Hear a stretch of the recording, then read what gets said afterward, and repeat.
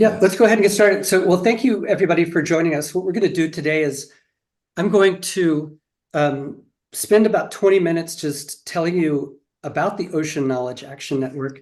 And then we're going to switch over and actually run the Networking Fridays like we run our Ocean Knowledge Action Network monthly community meetings, because really these meetings are the heart of the Ocean Can and how we do things. All of us at the Ocean Can, all around the world, we have different roles in ocean management and ocean conservation. We're interested in different things, some in fisheries, some in marine protected areas, some in offshore energy. But one thing that we're all interested in is working together to have a thriving, resilient, and functioning ocean that not only benefits interconnected life, and that means all life, but also draws on it. So this two-way relationship between life and the ocean. This vision is something that we've come up with as a global community, and we really just finished it last night. It's something that we've worked on from the bottom up, but we know that this all unites us no matter how we come to the ocean. And it's important to have this kind of common vision among our community. The way we get there is by building a network. And so when we first started, we were really focused on co-design of ocean science for sustainable development in the spirit of the decade. But we realized that most of the knowledge that we have about co-designing ocean science is in people's heads. A lot of people haven't done it, and the people who have done it haven't written about it. So if we were going to really create a network to share knowledge about co-designing science, we had to find a way of putting people together one-to-one so they could get information out of each other's heads. People could understand what people were struggling with, what people needed. And we decided that the best way to do that would be to try to create a new kind of bottom-up network that is intended to share all sorts of knowledge. So when we brought people together to share knowledge about co-design, other people said, oh, I really want to know about how do you build networks. And other people said, oh, I really want to know how you use social media to communicate science. And there was a lot of knowledge to be shared beyond co-design. So we wanted to build a network that would facilitate a variety of kinds of knowledge sharing. And we wanted it to be active, not passive, not lots of reports, not pages of resources, but one where it was always about people working with people. And to do that, we had to find a way of having people meet each other. So it's not just sort of in the chat, but really to get to know each other, make friends, collaborate, and support not only each other, but the building of this network. So this network should belong to everybody. The Ocean Knowledge Action Network is part of this Future Earth network that you may have heard of. Future Earth began at the Rio +20 meeting. It's where the term sustainability science really came from. And all of the parts of Future Earth, which include land and sea and mountains and deserts and everything you can imagine on the living Earth, they're all focused on creating a sustainable and equitable world. And to do that through research and by really helping science be more effective for research. So in that sense, the Ocean Can was a sort of a good match with Future Earth, thinking about co-design specifically. If you know Future Earth, chances are you know one of the global research networks. And so in the ocean sphere, I've circled the Oceany global research networks here with orange. There's MBER, there's Future Coast, there's SOLAS, which is the Surface Ocean Lower Atmosphere Study. There is PAGES, which is not often thought of as an oceans group. It's the Past Global Changes group. And they have a lot of people studying climate change, especially scleroclinology in the ocean. And then there's the Earth System Governance Oceans Task Force. And so all of these global research networks are trying to do sustainability science, and many of them about the ocean. But over time, they've become more and more scientific and more focused on conferences and papers and things like that.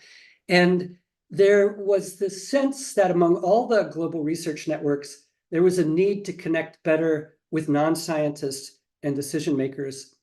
So Future Earth began to create knowledge action networks. And there are quite a few of these knowledge action networks, 8 now currently. And the Ocean Knowledge Action Network is the one that's focused on the ocean, and that's us. The Ocean Knowledge Action Network is the only one of these CANs, as we call them, that has an international project office, and that has a staff. So it's me and Stella Alexandrov, who's sitting next to me here. We're the staff that is intended to help get this network off the ground, to deal with some of the basic administrative functions of that network, and really help this network grow into a self-organizing network. We're based in Paris, and we're one of a number of different ocean networks that is in Paris right now, and many of them are even on the same hallway as us. You can see them here. Future Earth and EMBRC France and EMBRC Erica are just right down the hall. We work closely with all of these. So the idea was to put the International Project Office here in Paris to be part of that fringe ecosystem of global networks to begin with. Now, when the Ocean CAN began, it was an idea and a recognition of a need, but it wasn't a network, and it wasn't even really a group of people. There was a development team that got started to kick off the CAN, but only a few of those development team members actually migrated over to the network itself. So we had to build a network from scratch, no people, and we had to do it during COVID, which presented its own challenges. So over the last 2 years, we've been working on how do we build a network that is global. It's across many time zones, across different languages, across different cultures, across different disciplines and different sectors even, and sometimes has people who in their daily lives might even be on opposite sides of the fence. So we began to do this process on a personal basis. And over the last 2 years, we've grown to include 20 plus international science networks, 9 research institutions, private sector partners, and regional partners. We now have, this says greater than 90, it might even be greater than 100 because we're adding new people every day, it feels like, to this. We have more than 30 countries in our network. And the kind of network we're trying to create is one where everything comes from the bottom. So it's not, we don't have a lot of dissemination from the top. We try not to lead the network from the top. We want all of the ideas about what we should be doing coming from our members. We call this a self-organizing network in that if there's something new that needs to be done, we expect members of the community to raise their hand and to start to do it. And we expect everybody in our community to be network weavers.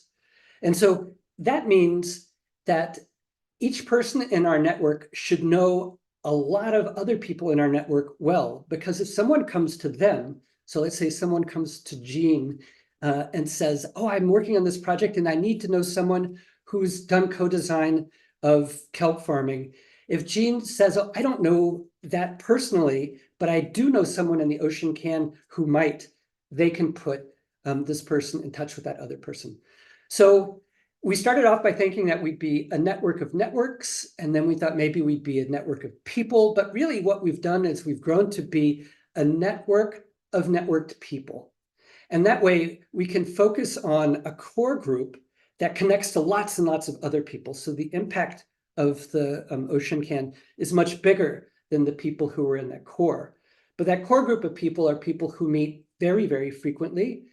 We have monthly meetings. There are people who participate in every aspect of network life, and people who connect to each other without necessarily going through me or Stella at the International Project Office.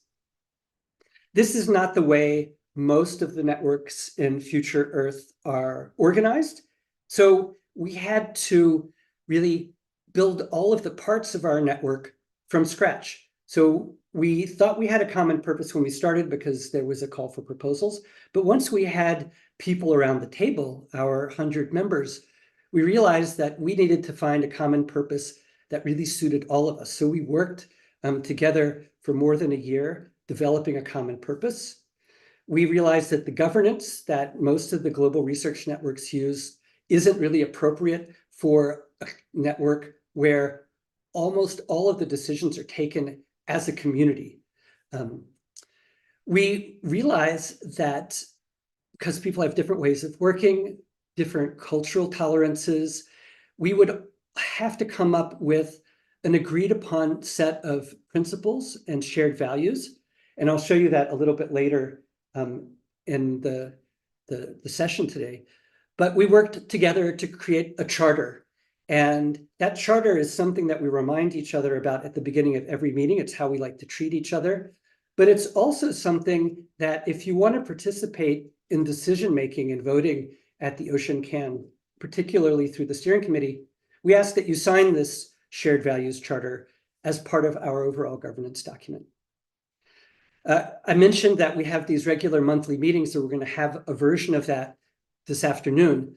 But we also have regular meetings that we call learning circles. And these are circles of people that have been proposed by members of our community for people who want to dive deeper into a particular topic or a way of working. Right now, we have a learning circle about storytelling. So we get together in this learning circle every 2 months, and we try out different ways of telling scientific stories through different kinds of stories, whether they're stories from an indigenous culture, stories that include art or poetry, just different kinds of ways of exploring how we can talk to each other about science. And we have another learning circle on mental well-being that has been particularly useful for people who are just feeling overwhelmed by some of the challenges that the ocean possesses. We do that learning circle in series of 4. So we all get together for the first one. We say, this is what we're going to talk about for the next 4 sessions. And if you want to participate in the next 4, you have to be in that first one because it'll be closed for those 4. That gives us a safe space for people who are in that series of learning circles to open up if they want to. Some people just participate to learn about mental well-being approaches. Some people want to talk about challenges that they face in their work lives.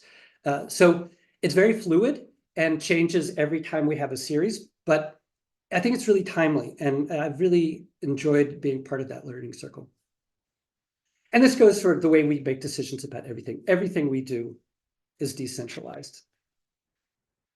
We started working with groups. So groups of people, often universities, you can see them here. I won't go through all of them, but we have sort of institutional affiliations in most parts of the world. But that doesn't even begin to capture the number of people we have, which is much bigger. So one of the things that we do each week, and that we'll do later today, is we ask people to go into our map, and people tell us where they are. And it could be where they are at the moment, it could be where they are internally, it could be where they're from. But you can see here, this is a map of people who participate in our regular meetings. It's quite broad in terms of its geographical expanse. And people update this and they change it all the time, which is kind of fun too. Now, we're really bottom up. We have a lot of people from the Global South who don't have opportunities to participate easily in a lot of the global science that's happening. So we work also with a number of big global initiatives and try to connect our community to these initiatives. It includes international science networks that you see there, a lot of social and transdisciplinary science groups. It includes 5 UN decade-endorsed programs that we work closely with. 3 of them themselves are networking programs, and 2 are more science-based programs. And of the 2, Marine Life 2030 is one I'll talk more about during the day. It's one we work most closely with, and I think many of you may have even been in the MBON meeting just before this, so you know a lot about what's happening with Marine Life 2030. And then, of course, we have different private sector collaborators who come and go. All of our collaborators are private sector groups, NGOs that are working on better ways of networking people. And then in the case of Moon Jelly Foundation, it's new ways of funding on the ground work particularly doing science in local and indigenous communities. So those private collaborators help support everything that we do. We are a set of hubs, and we didn't start off thinking about these hubs, but we had two institutions within the Ocean Can that really were able to provide a lot of in-kind support to us. One of them is Ocean Can Taipei. It's based out of Academia Sinica and Future Earth Taipei. They have a science officer who spends a lot of time working directly with us, supporting the global network. But they also have steering committees, and they were able to host our first in-person meeting in Taipei. Really important to do that. They're also helping to host a cross-cutting initiative that we were funded to do, which is we're bringing the indigenous scientists in our network. And so those are people who are from indigenous communities, but who have studied Western or modern science. Those people in our network are going to go to Dulan, which is an Amis community, so an indigenous community on the island of Taiwan that now has new authority to manage coastal resources, but has not been allowed to collect traditional knowledge since the Japanese occupation. Most of their traditional knowledge about the ocean is done through fishing and hunting, and that's been prohibited. But they also don't have many, or if any, members of their community who are trained in scientific methods. So we're able to reach out around our Ocean Can community, and we are bringing indigenous scientists from the Wayuu community of Colombia, from Tahiti and Moorea, and Rarotonga and Attu and Mitiaru in the South Pacific. And anybody else I'm forgetting?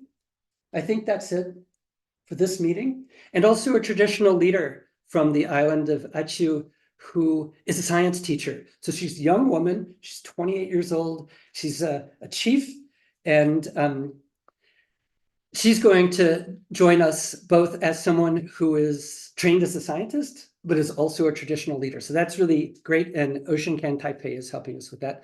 Our other hub has been the Ocean Can Seychelles, currently based at the Blue Economy Research Institute. They've also provided a science officer and have had a lot of meetings that we've done with the Western Indian Ocean Marine Science Association and the Western Indian Ocean region generally.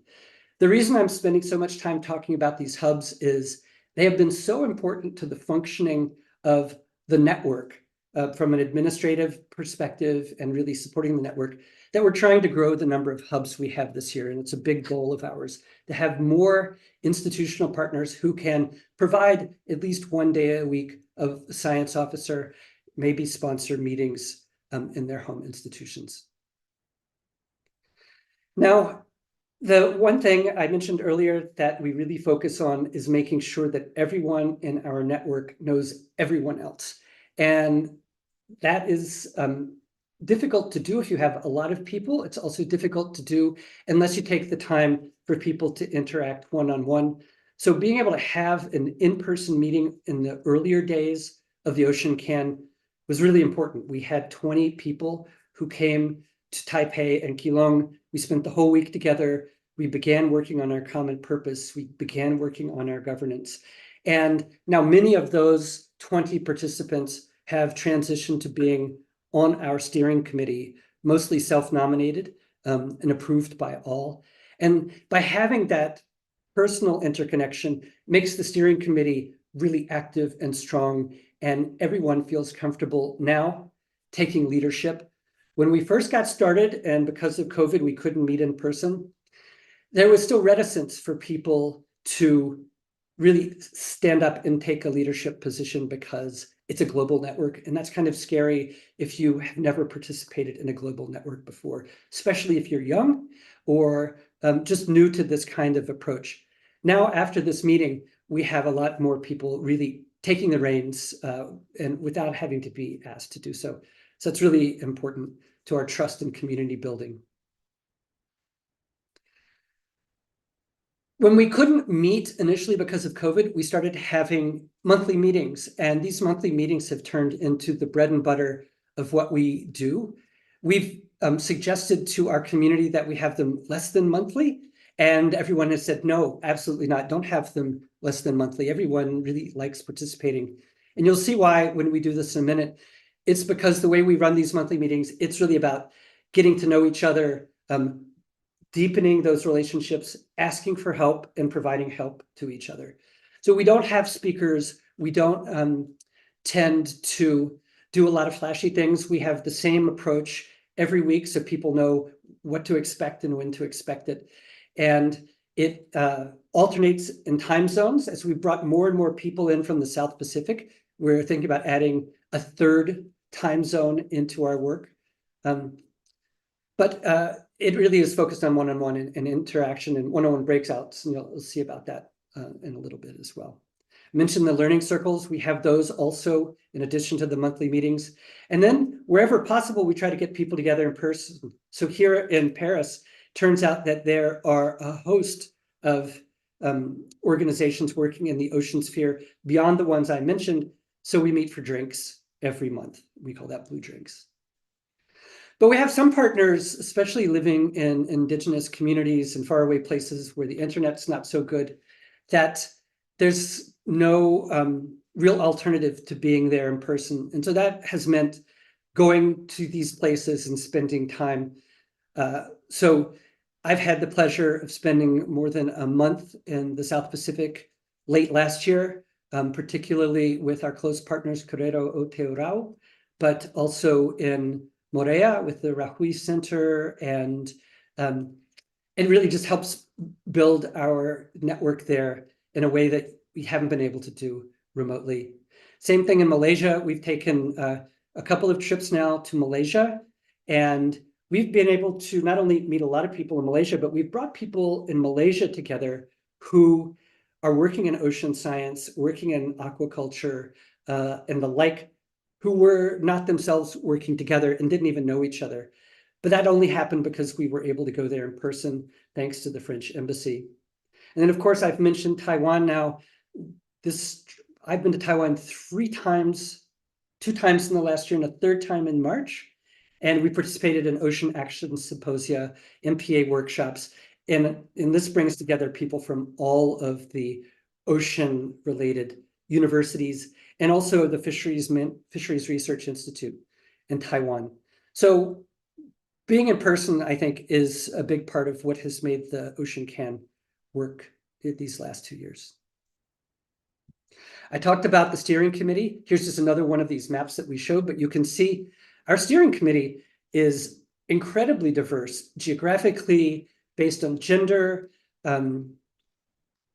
what people do, what their interest is social science, natural science. Some people are working in government, other people are working in nonprofits. Some people aren't scientists, but they're decision makers. And we began with a co-chair, or actually a chair, and there was a lot of work for the chair. Then we had a co-chair, which was Anna Zivian and Silvana Anta from the University of Seychelles. And we said we needed more help, and so people stood up. And now we have an executive committee that includes 4 people. These are people that meet with us every other week just to make decisions, and they really drive the network forward. Now, strong networks lead to strong collaborations. And when we got started, people said, okay, what are your deliverables? What meetings are you going to host? What research are you going to do? And we really started with this idea that if we focused on the people and bringing the people together, they would do things and they would deliver. And we wouldn't know necessarily what they would deliver. And in fact, that has been the case over the last 2.5 years. People in the community have worked on grant proposals together. They visited each other. They have collaborated on proposals to get endorsement from the decade, side events at conferences. They've created gender equity charters and gender equality charters based on our relationship with the Empowering Women in the Ocean Decade. All these things were, by and large, self-created by the community. The IPO has helped people engage directly in the decade. And so I've mentioned that a couple of times, but then we kind of step out of the way and let people continue that work. And then we've written grants together and been successful. So I mentioned we're going to be meeting the Ocean Can community in Taiwan to exchange knowledge about doing indigenous science and traditional knowledge collection for this local community. But also we're working with the European Space Agency and Future Earth to hold a workshop in Rarotonga about how traditional leaders can use Earth observations to make better decisions as traditional leaders. So these are all the kinds of things that bubbled up that we never anticipated just from the people that have come together in this network. Now, when you bring scientists together, that also catalyzes science. And so we've had a lot of sessions, including some really big sessions, innovative half-day sessions. We led a number of workshops, 2 workshops, very interactive at the World Conference on Marine Biodiversity, have helped host hackathons. We sponsored and edited a set of publications in the ICES journal from the decade programs, asking each decade program to tell us, how are you actually going to do the co-design of ocean science? And now we're working on reviewing what they've said they're going to do. We want to make sure that co-design remains front and center, but we also want our community members to be able to work together on papers and write papers and publish. Now, when we look forward to our next couple of years, we originally promised that we would start by bringing together people in sort of the funding core. We'd grow that by building a steering committee. And now here we are in year 3, building more and more direct partnerships. So we're adding people each day, adding new networks to our Ocean Knowledge Action Network. And the idea is really to be a much bigger, much more active network by year 4. And we're well on our way for that.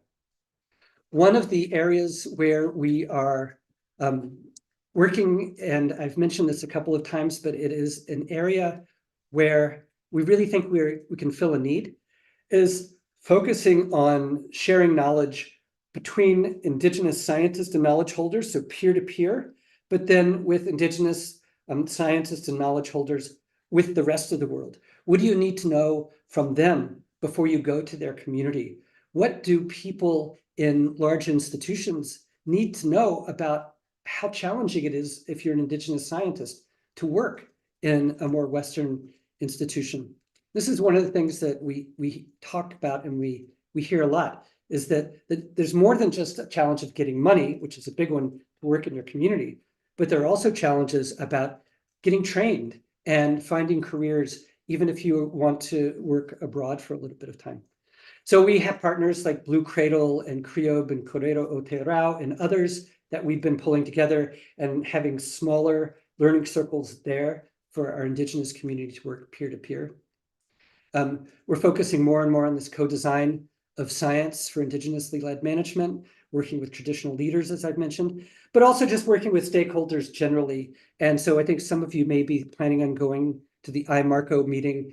We've been helping IMARCO think about how they're going to engage stakeholders to use marine connectivity information. We will continue working with Marine Life 2030. I participate on the coordination team. Stella supports me that way, and on working group 2, visioning with Frank and Joanna and the rest of the team. That's a big part of what we've done in the Ocean Can and will continue to be. Of course, in France, the UN Oceans Conference is just next year. And we're really working with our Ocean Can community to try to have listening sessions to hear what people in the Seychelles, what people in Nigeria, people in Taipei want the rest of the world to know about. What are the science needs for the coming decade? We'll be at the UN Ocean Decade Conference. I got my confirmation today, Frank. Participating in a number of side events, and then, of course, helping Marine Life 2030 with their side events as well. But as I mentioned in the beginning, where we're really going to focus this coming year is on growing our network. So adding new hubs, meeting in more time zones and in more places, really trying to build out our network in Latin America, both in Spanish-speaking and Portuguese-speaking Latin America, but also French Latin America as well, if that makes sense. and continuing to distribute the functions of our international project team into the network itself, because we want this network to be independent and freestanding and not really need to follow the needs of any one funder, but to follow their own needs as we develop. So I'm going to stop there. Stella's going to put in the chat a way if you are interested in joining the Ocean Knowledge Action Network. If you are yourself well networked and want to participate, you can. And we'll come back and review that once you've done that. But I want to stop here and see if you have any questions about the substance of the Ocean Can.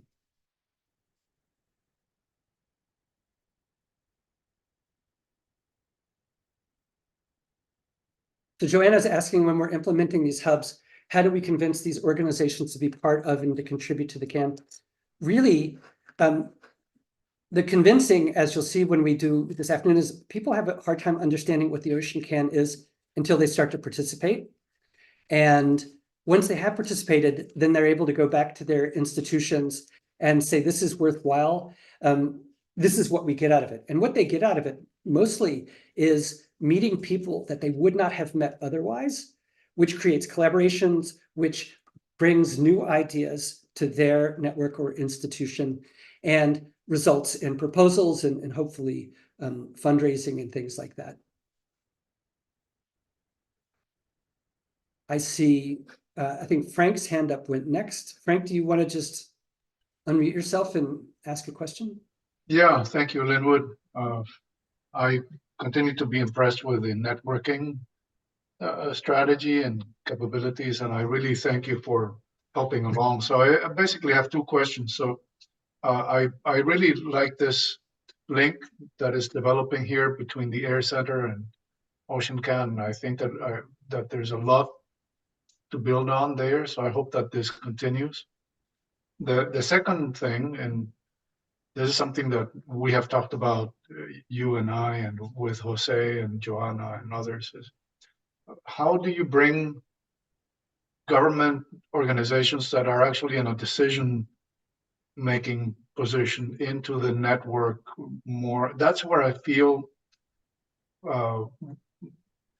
I still have a lot to learn and a lot of networking to do. Most of my network continues to be in the science, among scientists. And this has grown a little bit here with the social sciences a little bit, but I feel that we are still not very well engaged with decision makers. And I wonder, how does that contaminate things? Do you lose independence that way? So there's lots of questions on how you want to maintain an independent advisory process and networking, and yet we do need to know and make personal relationships with those groups so that they trust us.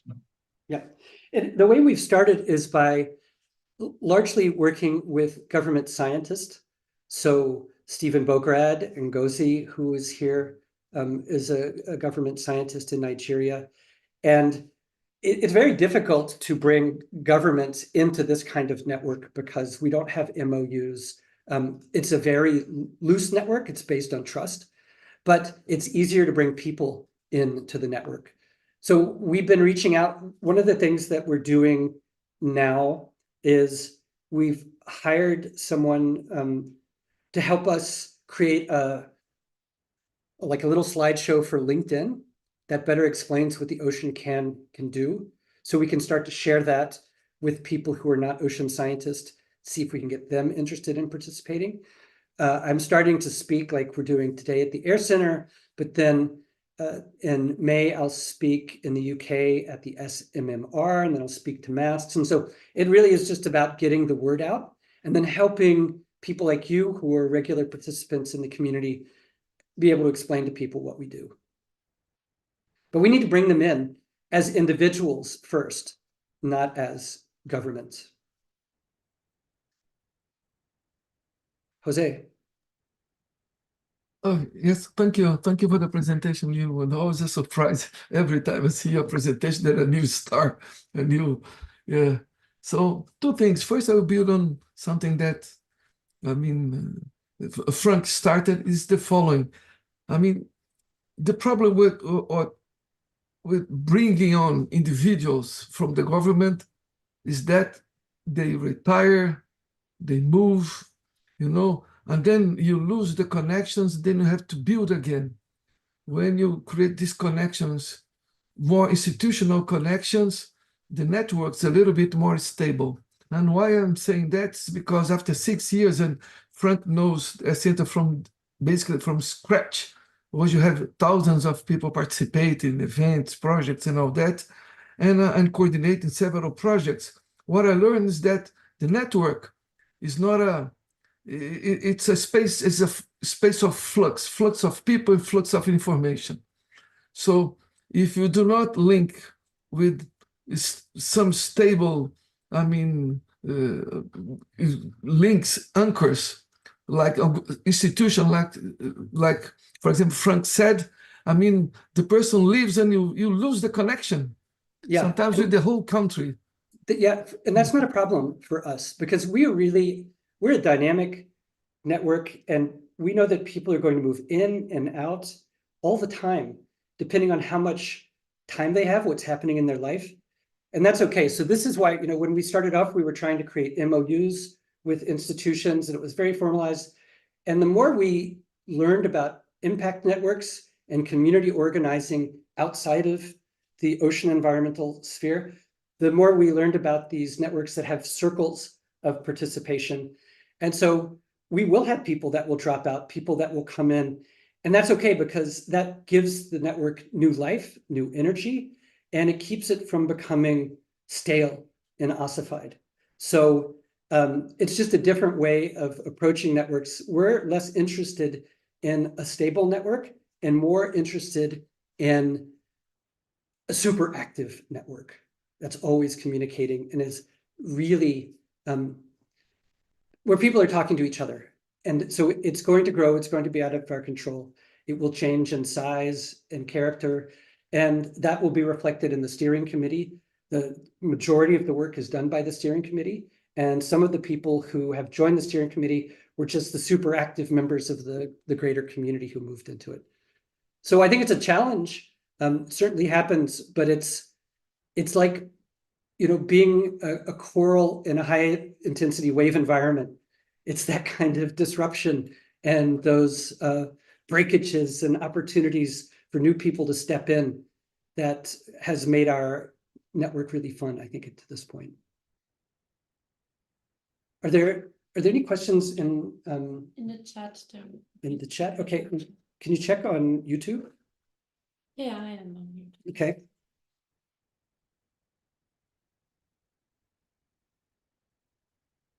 So this one is from Forum, or is this your name? Agru.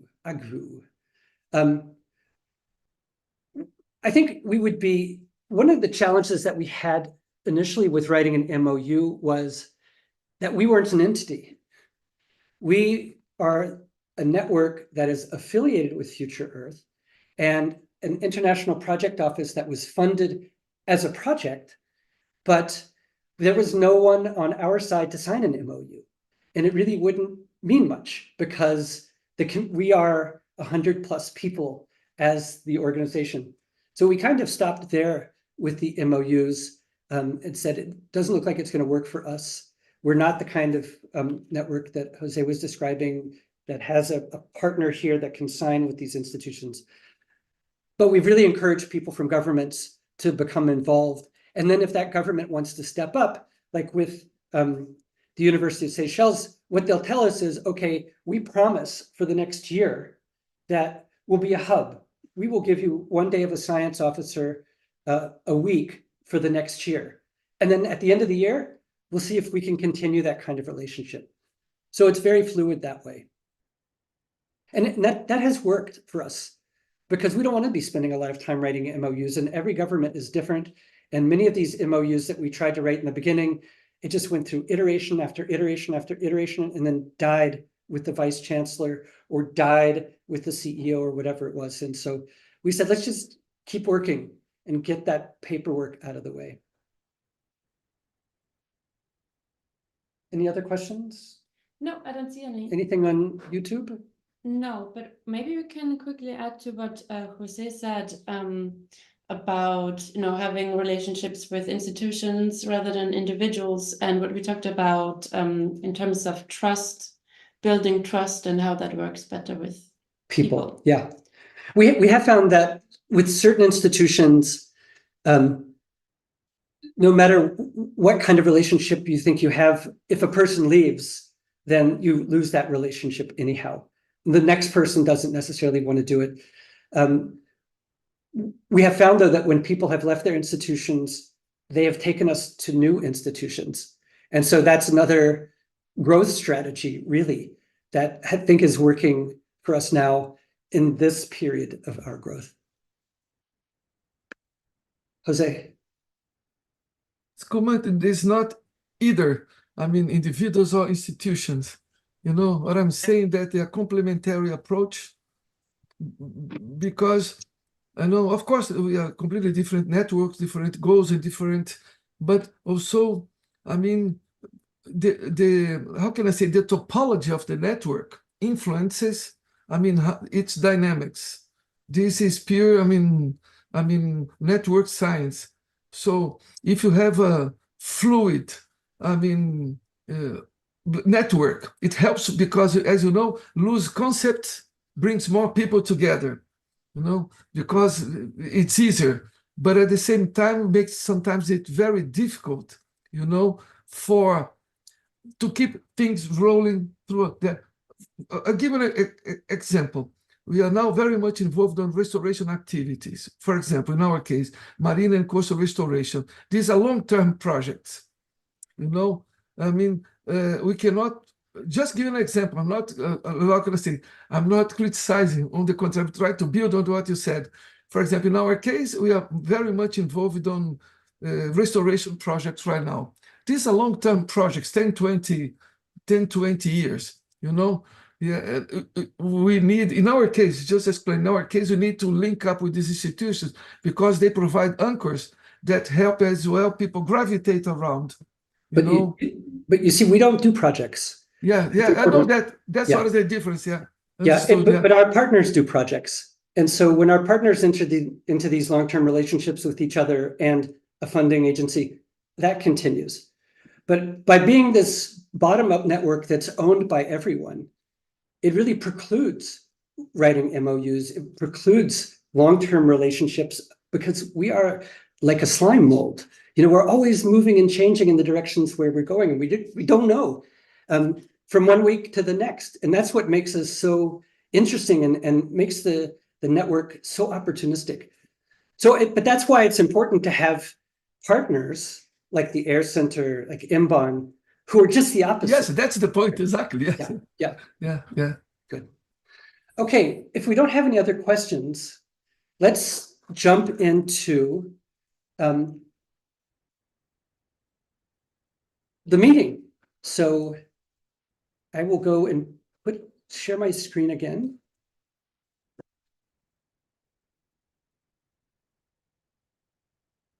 Do you see the share screen button? Yeah. There it is. Oh, it's green. Okay.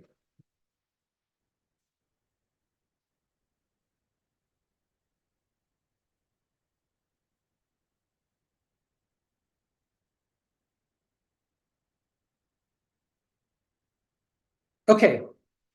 So as I mentioned, we're taking over, and this is how we would normally run our monthly meetings. You can see here on the right our shared principles. These are the things that we think if you just kind of remind yourself of this before any sort of meeting, it's just more fun. And that's just the way we like to do it here. Shared values are slightly different. These are kind of things that need to pervade everything we do, whether it's a meeting or not. I'm going to look off of your agenda over there so I can keep this here. But let's get going. So the first thing that we're going to do is I want everybody to turn your camera on. I think everyone has the camera on, but we'd like to be able to see each other. I can stop sharing, I guess, so we can see each other. And we want to make sure that we're all in a good frame of mind here for this meeting. So one of the things that we have started doing at the Ocean Can is having a pre-meeting meditation where a different member of the Ocean Can leads us through a meditation. And yesterday, one of the Ocean Can members led us through 10 minutes of ocean poetry about being a diver, about doing science, about being underwater. So I want to do the same thing today, just about 10 minutes here. So what I want you to do is turn away from your the computer now. So you're not looking directly at your computer anymore. You can lie on the floor if you want. You can sit back in your chair. You can look at the ceiling. And for just the next 10 minutes, I want you to pay attention to how you feel in your belly and in your chest and in your head. And how does this change when you think about the ocean? I want you to think about the emotions that you associate when you think of the ocean and when you are near the ocean. What are the positive or negative impacts of stories when you hear stories about the ocean? And recognize that you're now in a meeting with many other people who have these same kind of feelings and reactions when we think about the ocean.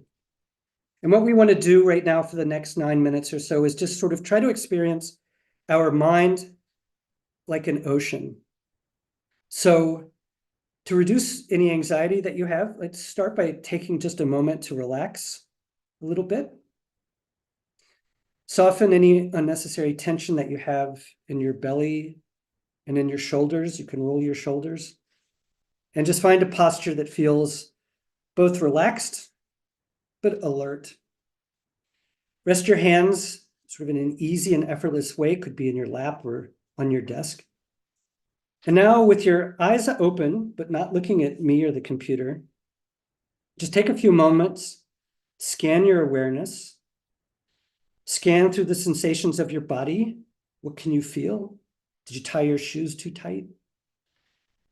And wherever possible, soften and release these areas where you feel physical tension. Now with your eyes still open, try focusing first on the middle of the room.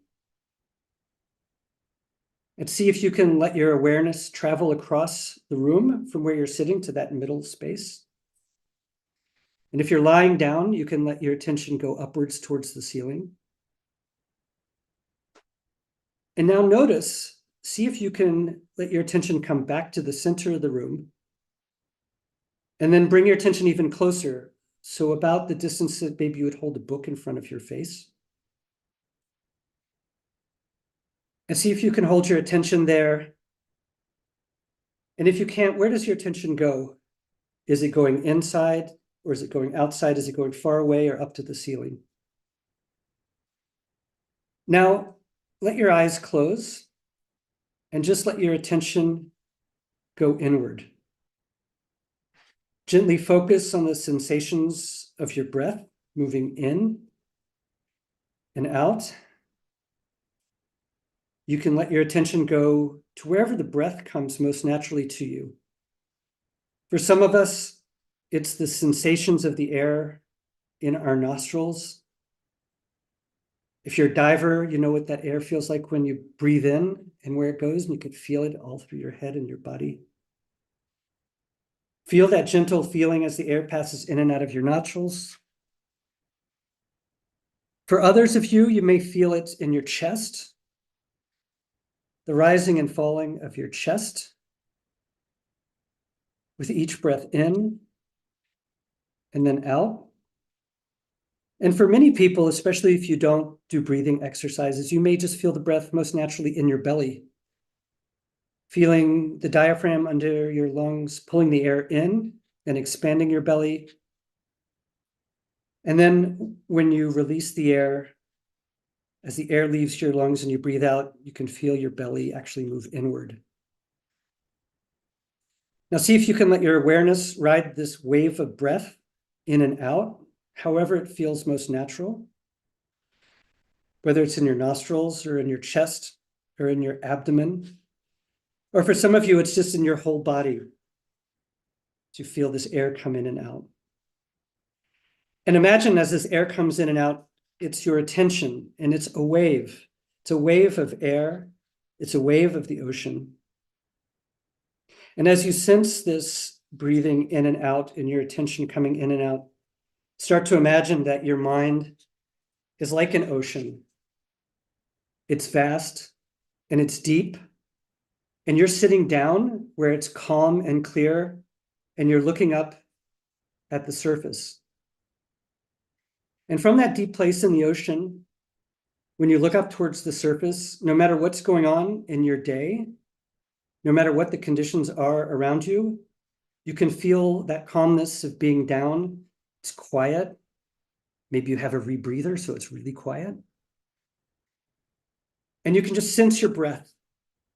And this will allow you to access that stillness and deepness of the ocean as part of the way you feel today.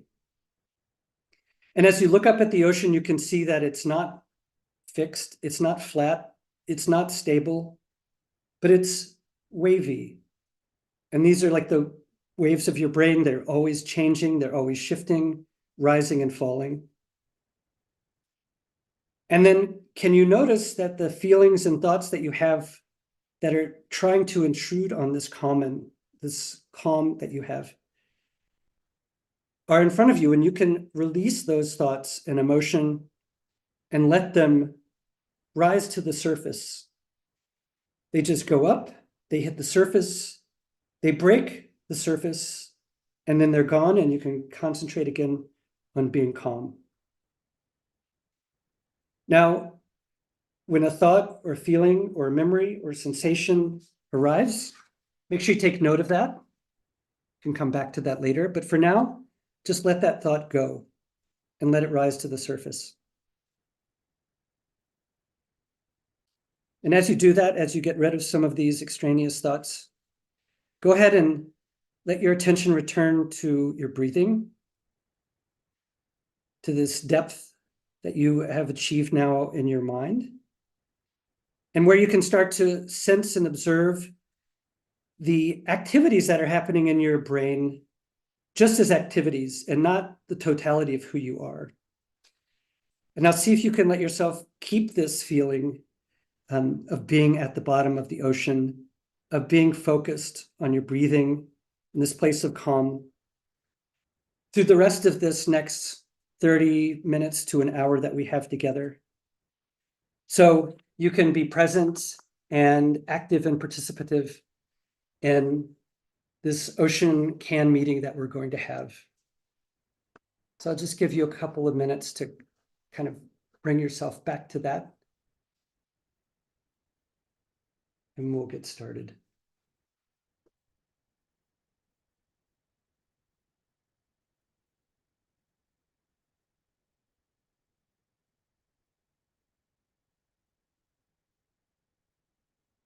Now, I'm wondering, just with the raise of hands, when we talked about doing this originally, we didn't know how people at Networking Fridays would find having 10 minutes of meditation. If you liked it, maybe raise your hand. If you found it a little strange, you could raise your hand too. But really, we'd love to have your feedback. When we started this at the Ocean Can, we didn't know how well it was going to take on. And while everybody just shows up 10 minutes early to the meetings now for this. So it's kind of fun. Okay. These meetings are always informal, and they're always about getting to know each other. If you didn't already introduce yourself in the chat, if you came in a little bit later, please do so. That's the way you're going to do it, because we're not going to have a tour de table or anything like that, the way you're used to it. When we do the can, we usually take a transcript. So I heard that it's recording. We usually take a transcript. We don't share the transcript with everybody, but we often find that people in the meeting heard something and they can't remember who said it. And so they'll ask us, and then we can go back to the transcript and figure out who said it and put people together. So having that transcript, having AI that way has really helped us as a community, because things happen, and if you want to be present and paying attention, you can't always take notes. So we could do the same thing today. If anybody hears something they need, we'll have access to that recording. People want to say something. No, do people have their hands Hello. still up because you have a question, or just because you enjoyed the meditation? Hello. Hello? Yes, can you hear me? I'm Chido from Nigeria. Hi, Chido. Yeah. Though I actually enjoyed the meditation, I came in quite late because I got the message very late. So immediately I connected. I really enjoy your presentation. Yeah, actually I'm from the Federal Ministry of Science, Technology, and Innovation. Thank you for a wonderful presentation. I really appreciate it. Great. And I hope if you don't already know Ngozi, who's just above you on my screen, she's in Nigeria too. And Oh yeah, okay.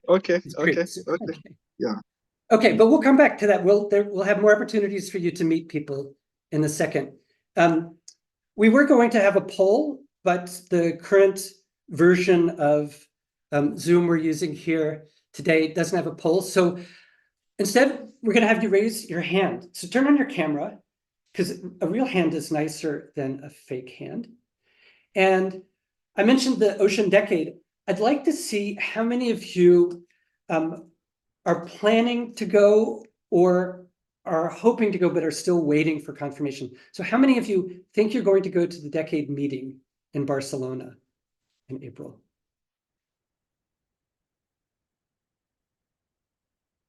Okay, so that's almost half. How many of you are going to be participating in a side event or have had a side event approved? Okay, and how many of you are going to do a poster? Okay, we had quite a few people in our network who applied for an oral presentation and then were asked to do a poster instead. But we've told them that's even better because the poster's up for days and the chances of interacting with people are really high. So if you are doing a poster, that's great. Please let us know about it so we can tell people in our network to come see your poster.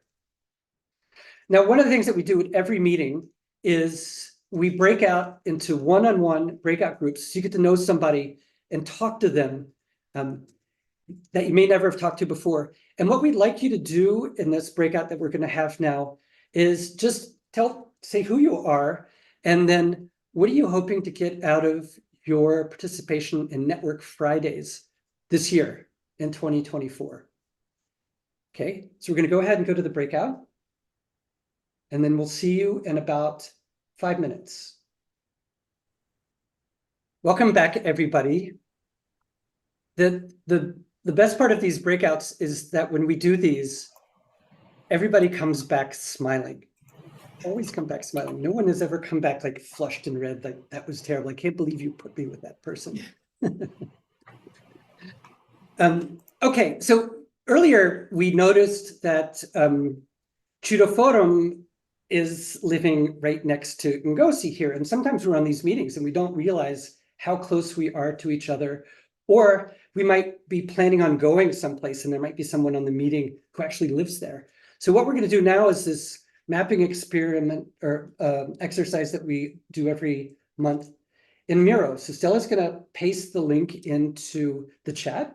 First, I will show you before you go and look at it. Give you a demonstration of what we're going to do. Exactly, because that will help.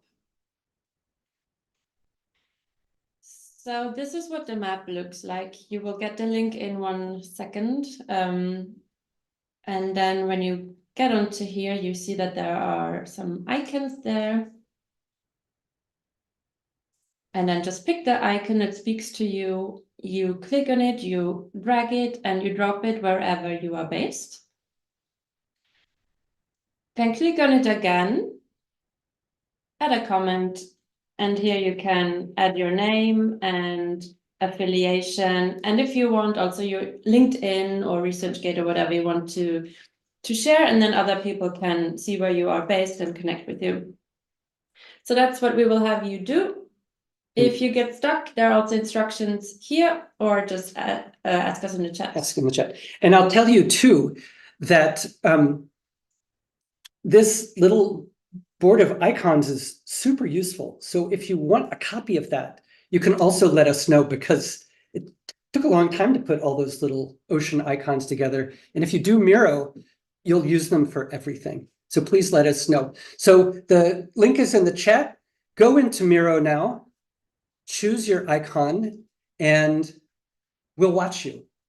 And you can go ahead and share that. Yeah. So we can see.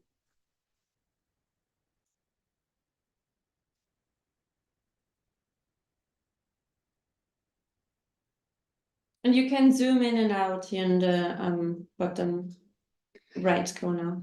And while we're doing this, Joanna is going to sing a nice fado song for us. No chance.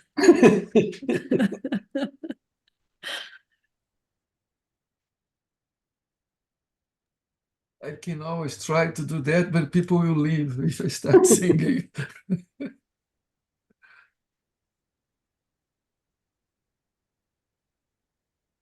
Oh, amazing.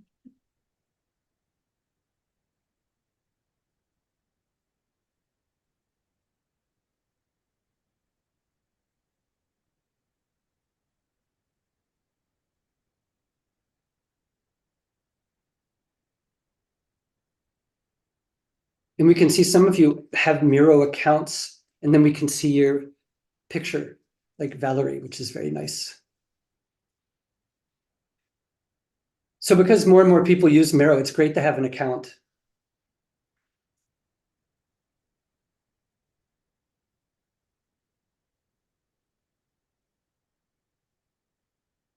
Jose Luis is having trouble choosing because he's never sure where on the planet he is.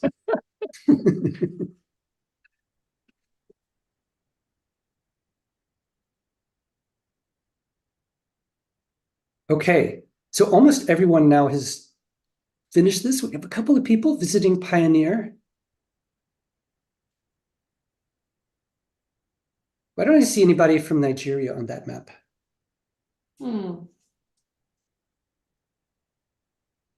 Ngozi and Chidiforo. I'm finding it difficult to work with it. So, Stella, please assist me. I will. Thank you so much. I'll do it in the back end Okay, thank you. once I stop sharing. Okay, good. Okay, I think we can finish with that. So we do this, if you see people there, if you see some place on the map and you think you want to go there, let us know. And we'll tell you who's there so you can meet up when you go there. It's an important part of being in a network together. Now, I mentioned earlier when Chidiforo was introducing himself that we were going to do something like a tour de table, but it's not a tour de table. You've introduced yourself in the chat. And instead, what we do at the Ocean Can is we go around and ask if anybody has something they need. And it can't be, I need you to read my new paper that I just published in Nature, something like that. It needs to be, I need help doing something, finding something. And I want you to raise your hand if you need help in some way. And if you can help the person who raises their hand, put it in the chat. So does anyone, Ngozi? Yes, please. I need help. I have a report I'm writing on machine learning and connecting it with satellite data. It's a project I'm working on, and I need somebody that will help me review the reports, please. Thank you. So if you can help Ngozi review a report on, what was the report again? Machine learning Machine and learning. satellite data, yeah. If you have some experience in machine learning, you know someone who has. Fabio, why don't you say something? Fabio from No, Brazil, Fabio, from Lansing. Yeah. If you can help Fabio, put it in the chat. Yeah, come on, Fabio.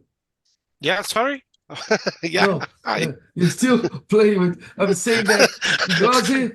I'm playing with the map. I can't hear. So, Ngozi, can you repeat your request, Okay. please? Yes, my request is somebody that will help me go through a report on machine learning and satellite data. Satellite data. Okay. Oh, okay, Yes. okay, yeah. I'm from Lens, a lab for the computational engineering, and I'm a meteorologist and coordinate the Earth observation group here in Rio. We are trying to validate and develop methods to create Earth observation data using machine learning for applications in health and socioeconomics So Fabio, and if you so can on. help in the chat, just put your email address. Say, I can Okay. help you, and go see, put your email address there and she'll be in touch with you. Thank you so Okay. much. Frank, Yeah. Thank you. Frank, I know you need help. Do you know that you need help? Yeah, I know I need a lot of help.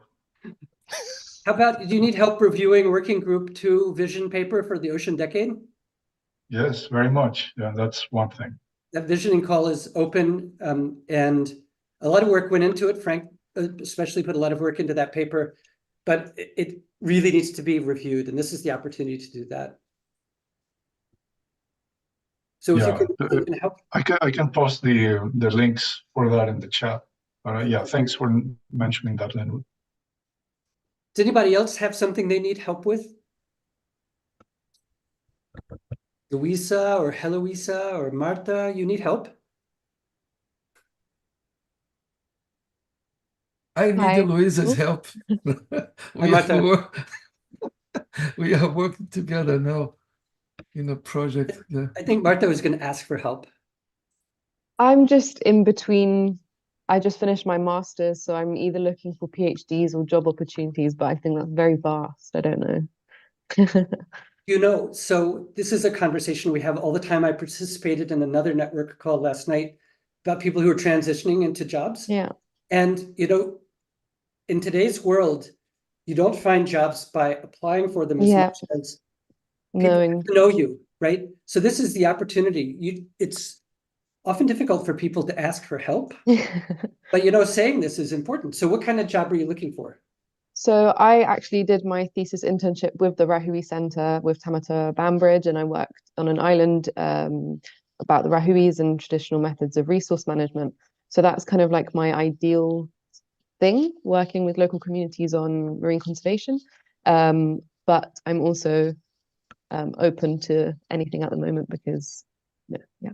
Okay, so you're looking for PhD opportunities or jobs in marine protected areas, traditional management? Yeah.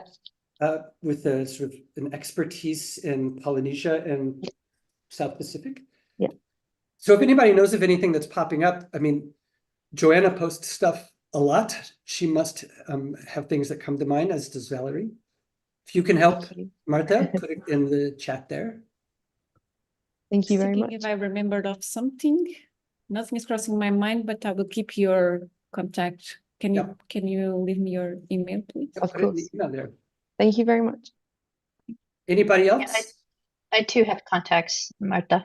So Okay. if you give your email, I can, share. Does anybody else need help?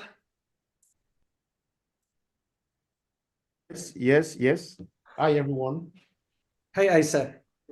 Hi, sorry for just joining late. So actually, definitely, I will surely need help. So we need help in terms of collaboration and partnership. So it's interesting that I am also part of the Ocean Deck, the Vision 2030, the working group 10 on ocean observation. I'm part of the experts on that. So we need that collaboration, especially with the Global South. Yeah. Okay, so if you're interested in working with Isa, is it Isa or Isa? Isa. On Yeah. Earth observations, pop something in the chat there. Okay, fine. Great, thank you. Anybody else? So once, you know, when we do this on a monthly basis, people they come prepared to ask for help. It's It's not something you often get an opportunity to do. And so we find that people freeze up a little bit when we put this out there. But it also comes with knowing the other people who are on the screen here, and you build that level of confidence and trust with them. Okay. Well, I remember that I also need help. Joanna, we would love to help you Yeah. on. I would like to better connect with the marine community in Africa. To let them know about the M1, and also for us to get to know how we can support them. So that's a need that I have if someone can help me. Okay.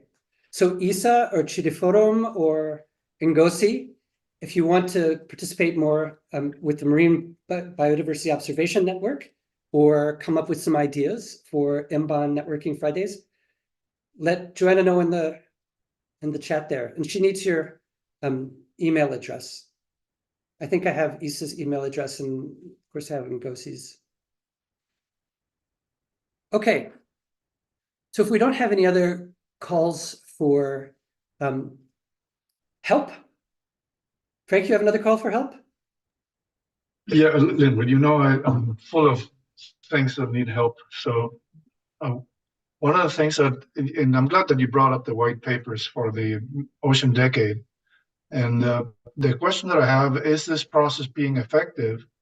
And how can we use the networks that we have to do something that goes beyond the decade, but using the decade as a kind of a springboard, a trampoline to make things happen. So I feel I'm going to say I'm very insecure that this is working the right way.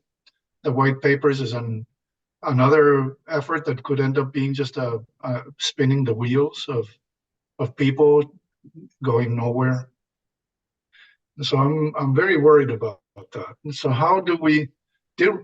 And I'm glad that you asked for people to read what we put in that white paper. This is specifically on challenge 2, which is how to.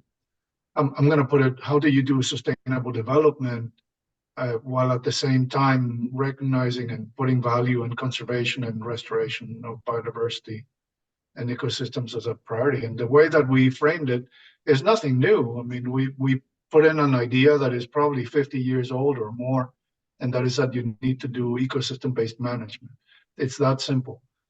And a lot of people have said that, and yet I don't think that we've made a lot of progress in that. And the question is, are we going to make a difference? If so many people have said this and so many people are pushing for it, it happens in a little bit here, a little bit there, but it's not a global priority. No, so everybody talks about sustainable development, and yet we just do development. And so how can we use these networks to make a difference? And that I'm not going to call it an existential question for me, but it is pretty close. You know, I'm really wondering how we can make a difference. So if you know the answer to that, just pop it in the chat. But really go to Working Group 2 paper on protecting biodiversity and restoring ecosystems, and put your ideas there, because this is the opportunity to get some more big ideas into that paper.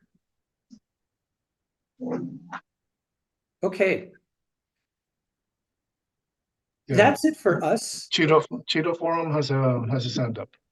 Oh, Cheeto, Okay. you have a real hand up. Okay, yeah. Actually, I also need a help.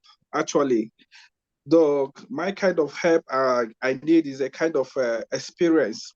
You know, working with international projects. You know, down here we work with more or less like a national project, and that experience, that skills of working with international projects across border is not there yet. So that is actually the kind of help I need. If I can, you know, work with a team, the team working with international projects. So probably from there, I will now gain that experience, that skills. Then put in the chat a link to your bio or a link to your LinkedIn, or what is it that you do? because there are always people here that are looking for partners. There are always calls for proposals that include African countries, Brazil. Okay. And, you know, a lot of these, especially European and North American and Australian scientists, where quite frankly, a lot of the money is, they Okay. want to work in other places and they don't know anybody. And so Okay. then they have to go onto the website and see who's uploaded. But the other way of meeting people is right now. So if Okay. you have a particular skill, let people know it in the website there. If you're, Okay. Okay. Okay. Thank you. yeah, I appreciate it. Ooh, okay. Luisa. Yeah, hi. Now, hello everyone. So I am in the Early Career Scientist Committee of SOLAS, the Surface Ocean Lower Atmosphere, and there will be a call soon for new ECR members, so new Early Career Scientist members. And at the moment, we don't have the call out yet, but if somebody is interested, how can I share it to the network? Because we are looking for different expertise and different, like a worldwide representation, so not from the US or Europe, because we already have representatives, but more from Africa, for example. So I cannot put the call in the chat because it's still not out, but I would encourage to look at the SOLAS website. I can put the SOLAS website there. And then of course you can email Joanna or Valerie or Stella at oceancam.org. So you don't have to remember my longer email. And we'll communicate that. Yeah. And we do, I mean, SOLAS is one of our sister networks in Future Earth. We do exchange a lot with SOLAS as well. Yeah. So we may not get this. Yeah. Because it's still not out. But I would encourage to look at the SOLAS website. I can put the SOLAS website. Okay, that was a little time loop. Yeah. Okay, anybody else?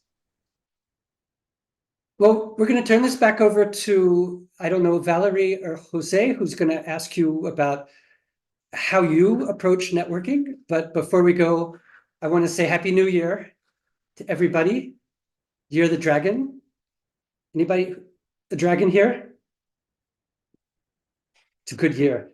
I could tell Chidi Forum because you're charismatic and energetic, like a dragon. Okay, Jose, back to you. Well, I pass to Valerie. I prefer her to, because she's already, used to this kind of meetings. So she could be much more productive. Is that okay, Valerie? Yeah, sure. Thank you very much. Please do that. Yep. Yeah, thank you. Thank you, everyone. Thank you very much to Linwood and Stella for putting this event on and for sharing the OceanCan network and their ways of networking and coming together and sharing. It's been, how would I put it? For me, it's always heartfelt coming together like this. It's warms my heart. I feel much more connected, peaceful, centered, and hopeful. And I'm kind of curious if anybody else wants to share what they're kind of taking away from their experience here of us being together. You can just go ahead, step into the circle. Okay, I may be a bit biased because I'm part of the OceanCan, but I found out that having meetings this way makes you to kind of open up. It's an informal, formal meeting that you don't really get to have in other big meetings. So you have that connection. And because we went to Taiwan last year, you have that, it's now more personalized. So you have that feeling of family, so to speak. And for me, it makes it more effective. Thank you. Thank you. That's beautiful share. Personalized, family, open up, connectivity. Love it. Yes, Marta, please. I just want to say I'm grateful for this because it's rare to find people that are willing to share their knowledge and to help others, and it's amazing to connect with people from all over the world. So just very grateful. Thank you. Thank you. Yes, gratitude is such a key thing, and it's uplifting, and thank you for being here. We really appreciate your contribution and your shares with us. Anyone else want to step into the circle? Nobody joining. I have to say something as usual. So very happy to be here to learn other ways of networking, and really, it's really interesting. It's helped me a lot to think how not only how can we work together in the future, but also how can we build on this kind of relationship that we're creating here to follow up on future activities. And if you're interested in this sort of the way that we've worked, it's built around something called impact networks. There's a book by David Ehrlichman called Impact Networks. And a lot of the principles from that book has been built into everything we do. The reason we do things in these meetings and how we hold the meetings. It's a really good place to start. And these impact networks are networks that have risen up in environmental justice, but also in community organizing to respond to emergencies, disasters, things like Occupy Wall Street. That was an impact network for a while. So it's really a different kind of way of networking. And if you have any questions about that, please feel free to ask us. And Stella has put the link in once again. If you want to become part of this community, we've kept the community small and we're trying to grow it very intentionally. We want people who are kind, energetic, and have networks that they're willing to bring to our network. If you feel that way, please go to that link and just tell us a little bit about yourself. And then what we do is we ask our community what they think, and we bring in people in a way that tries to constantly keep a balance of gender, geography, things like that as we grow. Yeah, and I would also add, please do share to your own networks and connections the YouTube recording. I know it's not quite the same, but still there'll be the links, there'll be the information on how to join, like what Linwood just shared. It'll also give them a taste of what's possible. And it's very much together, anything is possible for us to achieve. And I think that's where we're headed, or I hope that's where we're all headed as a human species on this planet, so that we can hopefully shift into a higher consciousness of caring and being really excellent stewards for the planet and ourselves. That's really well said, Valerie. And I think the other thing, the point I want to leave you with, it goes back to the conversation back and forth that Jose and I were having, is that there are many networks and people need to find the network that works well for them. And this kind of intimate network isn't right for everybody, but it might be right for you. And so if it is, definitely think about joining us. And if you have people you know who would be good for this network as well, please let us know, from everywhere, from all walks of life. Fantastic. Well, thank you. And I think I'm feeling like we're now almost complete, unless anybody else wants to step in and say something. But if not, then I just want to say thank you. And on behalf of Air Center and Bon, Ocean Khan, thank you very much for being here. And we hope to see you again in the future. Bye, everybody. Thank you. Bye-bye. Bye-bye. Thank you very much. And please Bye, guys. subscribe to our YouTube channel.